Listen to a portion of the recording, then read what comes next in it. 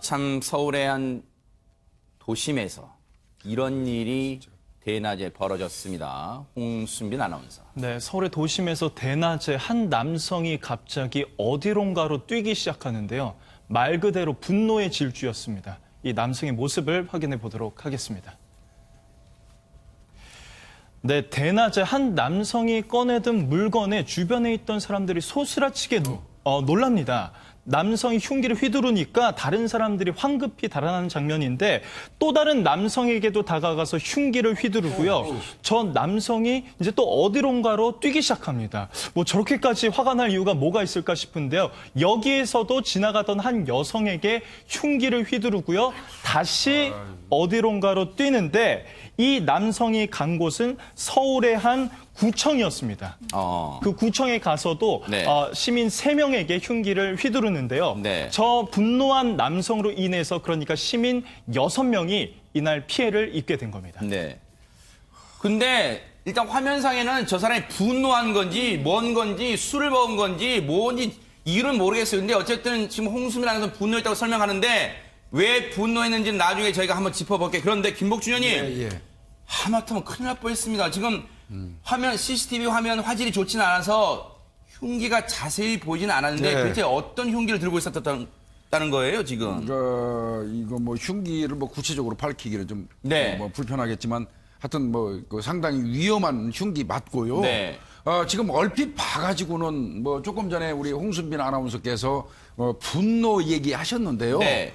얼핏 봐가지고는 지금 피해자들 입장에서 따져보자고요. 네. 피해자들 입장에서는 아무 이유 없이 본인이 평소 가던 길을 가고 있는데 아무 상관도 없는 사람이 갑자기 그 흉기를 휘둘러가지고 지금 공격을 했단 말이죠. 일단 저거는 우리가 흔히 알는 묻지마 범죄 그렇습니다. 같아요 진짜. 피해자 입장에서 볼 때는 무동기 범죄예요. 아하. 묻지마 범죄인 거예요. 네. 물론 이제 이 세상에 무동기는 없어요. 범인 입장에는 뭔가가 있겠지만 네. 피해자 입장에서 볼 때는 아무런 이유 없이 공격당했기 때문에 무동기 범죄고 아하. 무동기 범죄가 무서운 이유는요. 네. 예측할 수 없는 시간에 예측할 수 없는 장소에서 예측할 수 없는 이유로 공격을 당하는 그러네요. 거예요. 그래서 무서운 거거든요. 아하. 그래서 일단은 그 피해자 입장에서 볼 때는 무동기 범죄입니다. 네. 저건 굉장히 위험한 범죄고 뭐 국민들이 이런 범죄가 잦으면 못 살죠. 불안해서. 네, 그렇죠.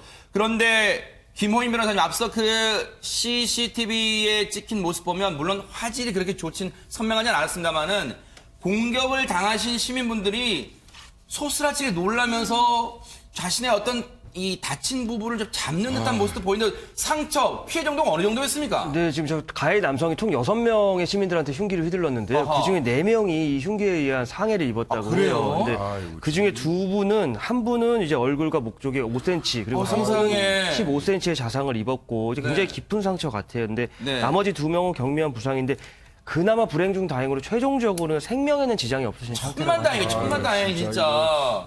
저렇게 얼굴에 그 해당 성북구청에 가서도요 허리띠를 휘두르고 말리는 또 다른 분을 또 주먹으로 폭행하고요. 당시에요 상황이 얼마나 끔찍했는지 당시 목격하신 분 얘기 들어보시고 이어가 보도록 하겠습니다. 저희가 당직 근무를 쓰고 있었는데 갑자기 밖에서 뭐 퍽 하는 이상한 큰 소리가 나가지고 저희가 당직 요원이 4명이거든요. 그러니까 바로 저희가 뛰어나왔어요. 소리가 들리니까. 그랬더니 웬 여자분이 엘리베이터 앞에서 여기를 잡고 피를 흘리고 계셨고 바로 저희 당직 요원 중에 남자분이 같이 그 남자를 제 앞에서 두 애들이 둘이 있었는데 한 명이 울고 있고 그런 상황이었어요.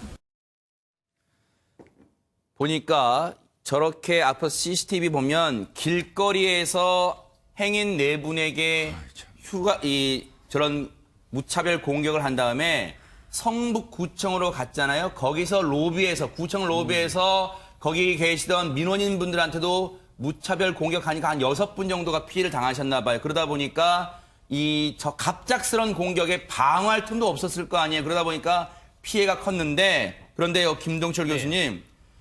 저 때는 저희가 그냥 지금 사건이 일어나고 이후니까 저 영상을 보면서 이렇게 저렇게 말을 합니다만 저 당시를 맞닥뜨린 상황에서는 정말 몸을 움직일 수조차 없을 거예요, 진짜. 놀라워서. 네, 보통 이제 이렇게 어떤 사건이 오면 방어를 먼저 하는 그렇죠. 사고를 하잖아요. 네. 자, 불예측 공포라고 하는 것은 예측이 없었을 때 공포가 더욱 커지는 거거든요. 네. 진짜 지금 얘기하신 것처럼 움직이지조차도 못합니다.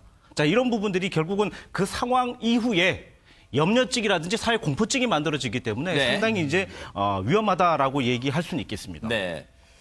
자, 이렇게 왜 그러면 이런 무차별 공격을 저질렀을까? 그 이유를 한번 따져봐야 될 텐데, 최단비 변호사님, 저 사람 무슨 사연이 있던 겁니까, 그럼 대체? 일단 이 사람이 어떤 사람인지를 먼저 보는 게 중요할 것 같아요. 이 가해자는 55세인데 2013년도에 정신장애 2급 판정을 받았습니다. 네. 그래서 일정한 주거와 직업이 없이 생활을 했고요.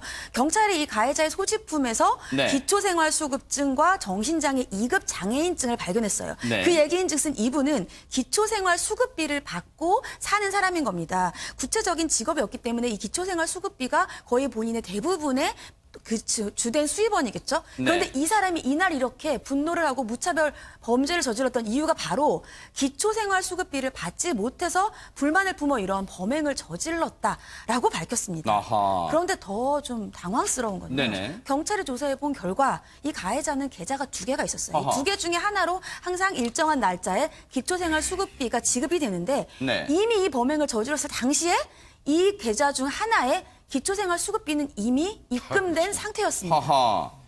그러면 지금 정말로 애꿎은 시민분들이 저 사람의 행동에 큰 변을 당할 수 있었다 이런 생각 듭니다, 김목준 의원님. 이거 제가 볼 때는요, 지금 아마 철저하게 이 사람의 진술에 의거해서 얘기하는 것 같아요. 네. 나는 기초생활수급비가 안 들어와서 화가 나서 이 범행을 했습니다 하고 네. 경찰이 얘기한 것 같은데 네. 본인 계좌예요. 2개가 있다고 하더라도 네. 2개 다 확인했을 거예요. 아하. 평상시에 자기 그 계좌에 들어오는 거. 네. 그러니까 이거 수급비 못 받아서나 이런 범행했습니다 하고 얘기하는 거는 좀 더 조사를 해봐야 될 것 같아요. 네. 저는 납득이 안 가거든요. 네. 그렇다면 이 사람이 왜 이런 범행을 했을까? 네. 이 부분에 대해서 경찰이 집중해야 된다고 생각이 네. 들거든요. 이거 말이죠. 이런 그 무동기 범죄, 무작위 네. 범죄 이런 게 일어난다고 그러면 네. 이게 잦으면 우리 사회 전체적으로 그 어떤 공포가 존재해가지고 맞아요. 일상생활하기 힘들어요. 그리고 지금 저 모습 보시면요. 이 두꺼운 외투 그리고 긴 외투를 입었기 때문에 흉기를 어디에 숨겼는지를 지나가시는 행인분들이 알 턱이 없어요. 그러다 보니까 더 이번에 대해 또 피해가 컸던 것 같습니다. 김동철 교수님. 네. 지금 이분 같은 경우는 가해자가 그 정신지체 2급 장애인이라고 얘기를 하거든요. 네. 자, 정신지체 2급이라 그래서 저희들이 알고 있는 게 폭력성이 있거나 다 이렇지는 않습니다. 아하, 네. 자, 두 가지로 나누어지는데 하나는 행동 폭력적인 이제 이런 부분들이 있을 수도 있고 네. 아닌 경우도 있고 하거든요. 인지 행동에 대한 문제거나 사실은 과잉 행동에 대한 문제는 분명히 있을 수는 있지만 모든 정신지체 장애인들을 또 저희들이 두려워하거나 겁내해서도 안 된다는 것이죠. 네. 그렇기 때문에 보호 관찰이 더욱 필요한 부부분들이 아닌가 네. 얘기 드리고 싶습니다. 지금 저기가요. 모 여대 앞이에요. 모 여대 앞이고 이 점심시간이 다 된 시간이라서 정말로 사람들의 왕래가 빈번했고요. 그리고 하마터면 더 큰 사건으로 번질 수가 있었어요. 그런데 정말로 특히 구청 있잖아요. 김호인 변호사님, 거기는 관공서긴 합니다만 무슨 무장경찰의 상조 그런 게 아니잖아요. 그러다 보니까 더 큰 화가 있을 수 있었어요. 네, 진짜 큰 참변으로 이어질 수도 있었을 네. 것 같습니다. 그런데 지금 앵커님 말씀하신 대로 구청에는 무장경찰이 따로 계신 거 아니거든요. 네. 근데 당직 중인 남자 직원분이 이렇게 나와서 제압을 하셨다고 해요. 근데 천만다행이네요. 그분의 용기가 없었으면 거기 정말 많은 시민들이 있지 않습니까? 네. 진짜 이게 큰 참사로 이어질 뻔했는데 정말 다행입니다. 네. 그리고 그 당직 근무를 서고 계신 분들도 소스라치게 놀라셨을 거예요. 남성분이 저 50대 남성 범행을 저지른 사람을 제압하지 않았다면 보세요. 구청 직원 신고로 그제서야 물론 경찰도 빨리 신속하게 현장에 도착했겠죠. 그래도 앞서 얘기했죠. 저곳이 어떻게 보면 무방비 상태가 될 뻔도 했는데 정말 남성 직원, 구청 직원분의 용기 있는 행동으로 더 다른 민원인들의 피해도 막을 수 있었던 게 아닌가 이런 생각도 해봅니다. 정말로 가슴 철렁한 그런 사건이었습니다.